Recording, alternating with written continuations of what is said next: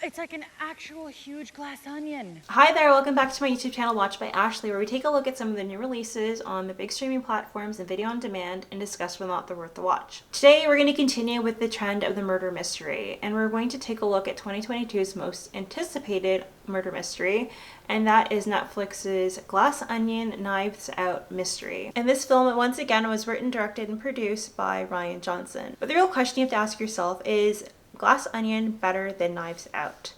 And to be honest with you, it's not. I really do think that Glass Onion is a shadow or a watered down version of Knives Out. Everything except for DanielCraig is kind of lacking. I do think he improved in his performance as Benoit Blanc. His accent is a huge improvement from the previous film. But other than that, I think Rian Johnson really tries to distract you by the amount of celebrities and cameos that are featured in this film. The direction is good, but the plot is very, very thin, and the ensemble cast that he put together for this film is not as strong as Knives Out, unfortunately. So this film again features DanielCraig as the lead character, Benoit Blanc, the world-famous detective. Listen, I want to be clear.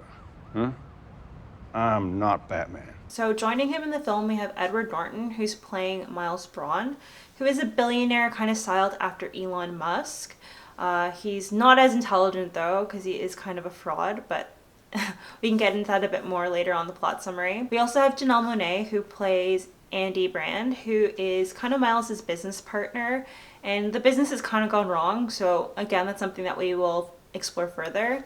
Also to the cast, we have Kathryn Hahn, who is playing Claire, and Claire is a part of their group of friends. She has political aspirations. She wants to run for the US Senate. And another one of their friends is Lionel Toussaint, played by Odom Jr., and he's kind of like the head scientist for Miles's various departments. We also have Kate Hudson, who plays Birdie J, who is a former model who's trying to grow her fashion empire. And rounding out the original group of friends, we have Duke, who's played by Dave Bautista, and Duke is kind of like a social media influencer who believes in men's rights. Also, in addition to the cast, we have Jessica Henwick, who plays Birdie J's assistant, so you'll see her in the film. This film actually has a bit more of a comedic approach versus the Knives Out film, so keep that in mind. Janelle Monáe actually does a pretty good job too here. I thought that her performance is great. It's always nice to see Janelle Monáe because she's such an underrated talent. Even though I didn't really enjoy the cast here compared to the previous Knives Out film, she was one of the shining lights, so that was really great. Overall, with the film,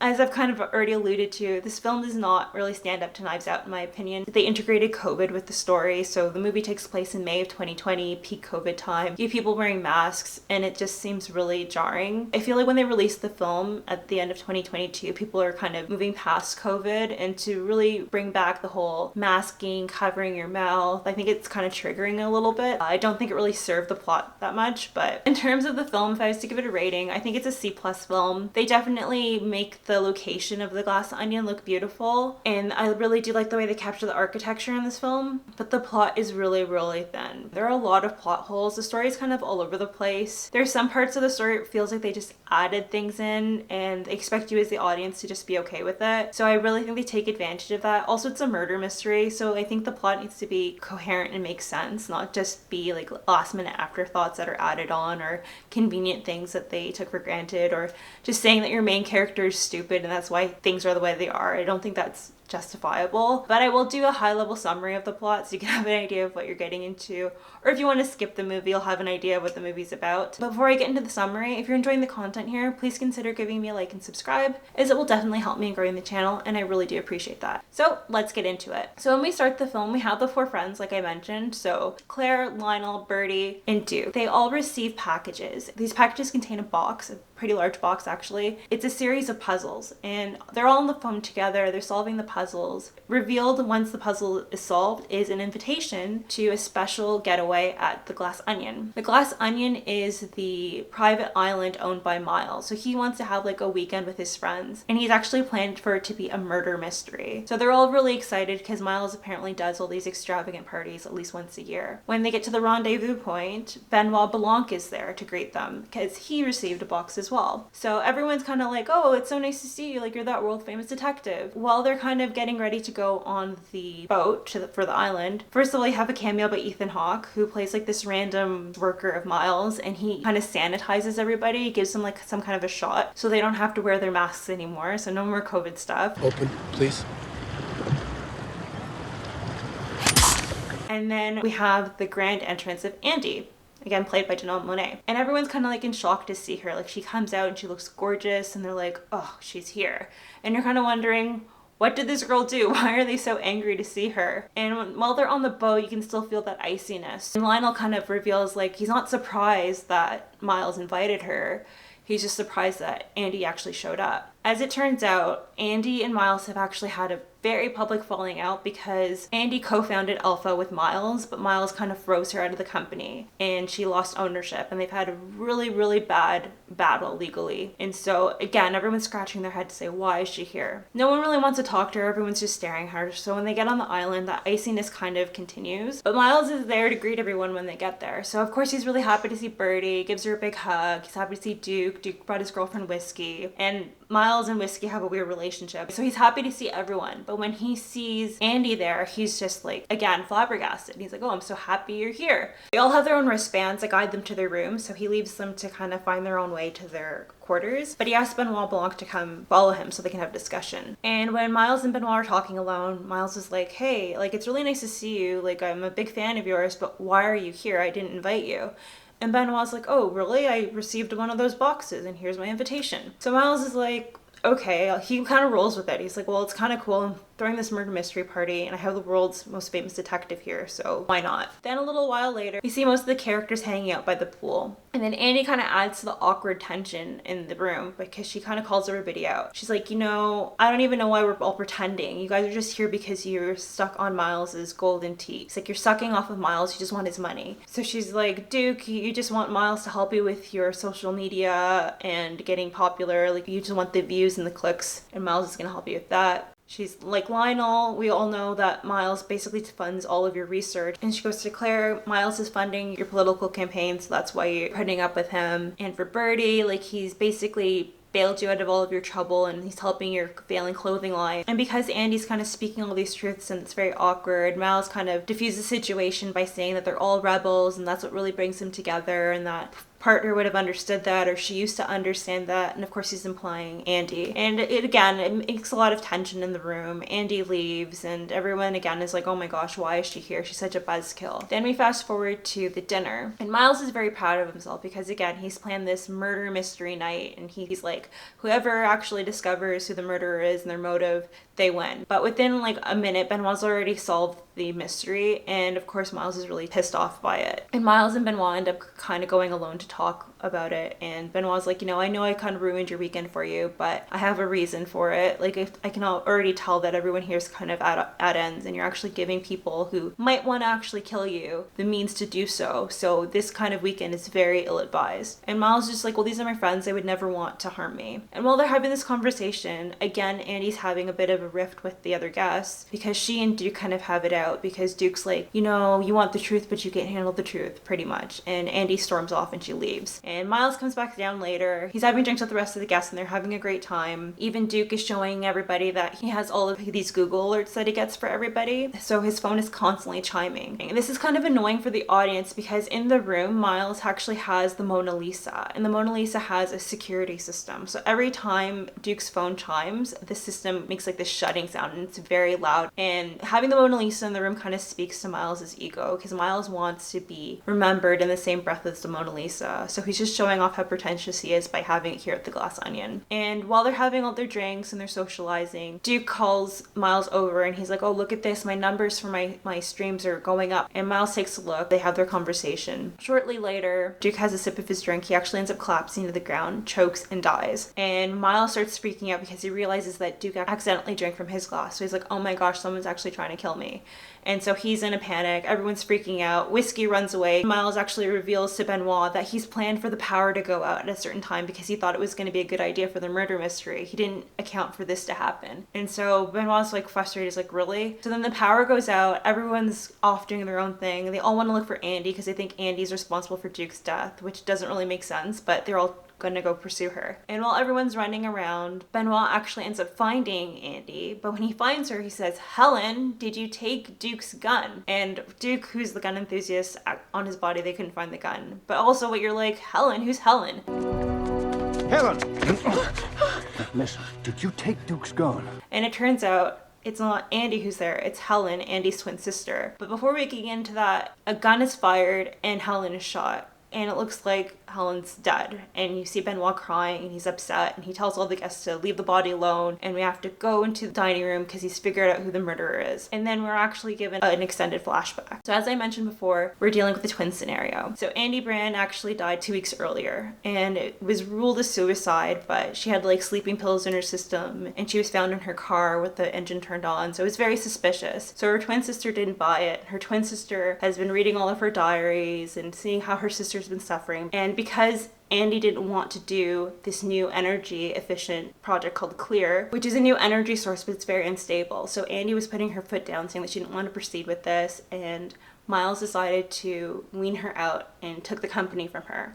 They went to court over it. She tried to prove that she's the one who had the founding idea for the company, but all of their friends, so Duke, Claire, Lionel, and Bertie, they all testified against Andy and said that Miles came up with the company, which devastated her because they all lied just because, again, they're stuck on Miles's golden teat, as she calls it. And she knows that her sister actually reached out to the group of friends to say that she found the napkin that proves that she's the one who founded the company, and she wanted them to come and talk to her.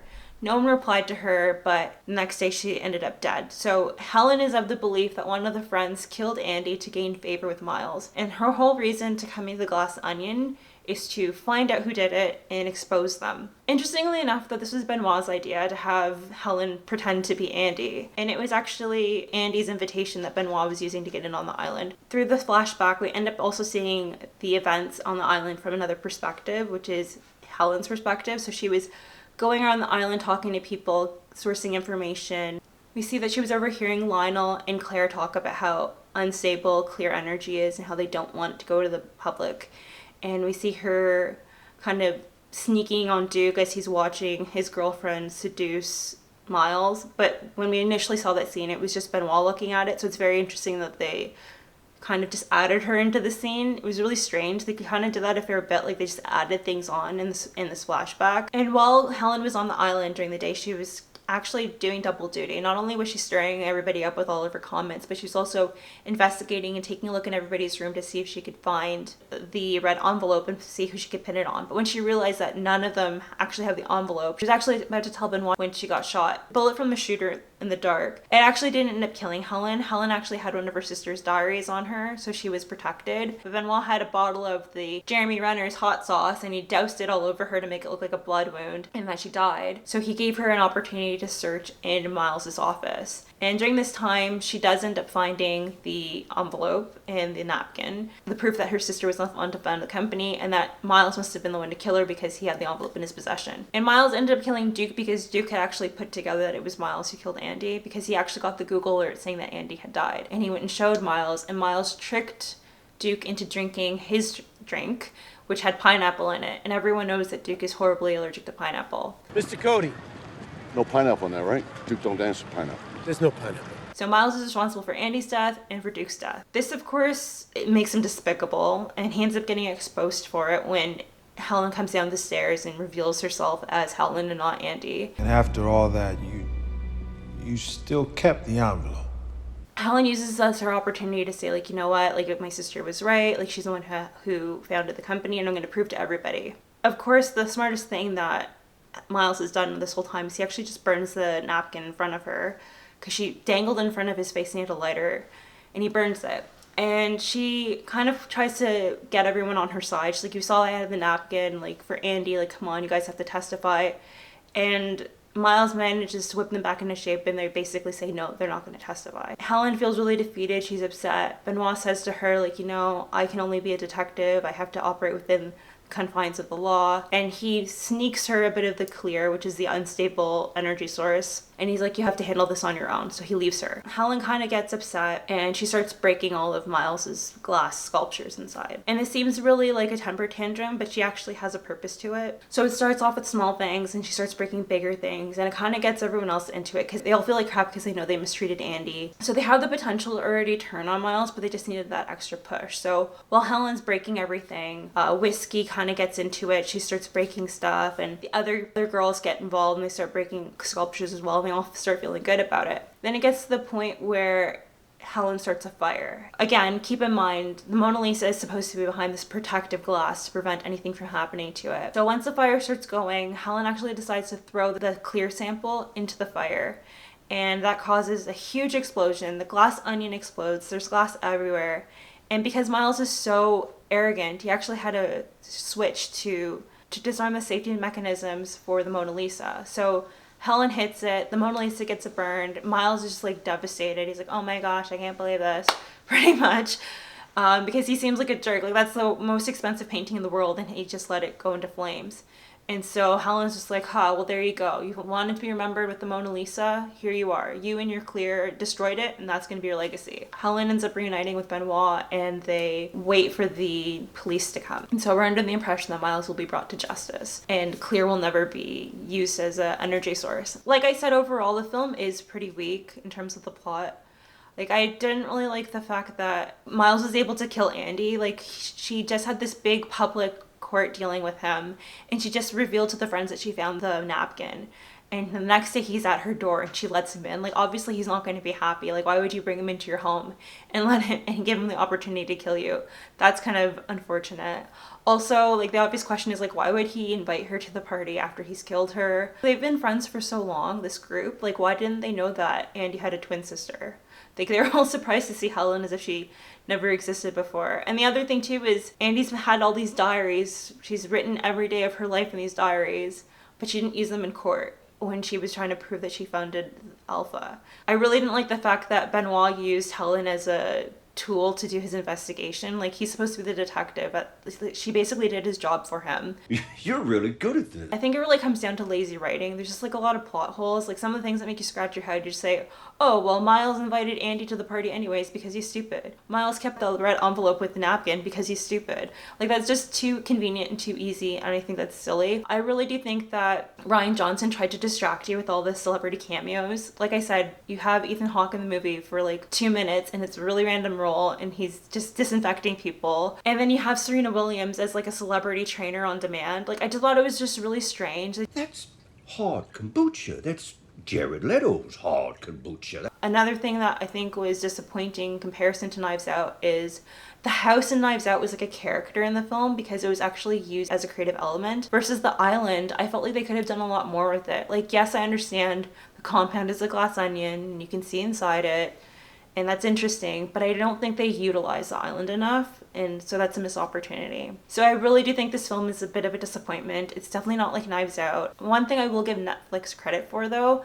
is they did have a very interesting marketing campaign for the film. So because the glass onion is such a beautiful island and it looks like a resort and it makes you really want to spend a few days there, they made a Zillow listing for like $400 million you could make the glass onion your home. And it was just very interesting because the glass onion actually doesn't really exist. It was just made for the movie, even though they put like the picture in the listing. And so again, very interesting marketing. One thing about the glass onion that is real is that there actually is a Beatles song called The Glass Onion. So I'll also put a link to that in the description below so you can check it out. But those are my thoughts in regards to Glass Onion and Knives Out Tale. Let me know if you've seen the film. Did you enjoy it? Did you like this movie better than the previous film? Please share your thoughts with me in the comments below. I'd love to have a chat with you. But that's all I have for you today, so thank you so much for watching. If you enjoyed the content here, please give me a like and subscribe, and I'll see you next time. Take care.